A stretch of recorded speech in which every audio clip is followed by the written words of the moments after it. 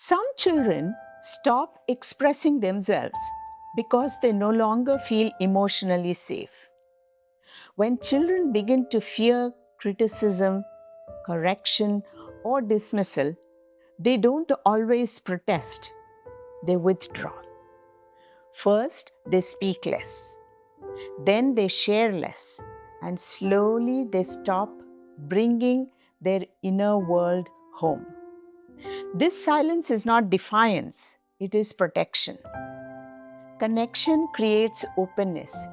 Fear creates silence. Over time, what a child cannot say to a parent, they may stop feeling safe to feel at all. What restores expression is not more questioning, but more emotional safety in the relationship. If this helped you reflect, follow for more at Svadharma circles for nervous system-based parenting insights that build connection, safety, and trust.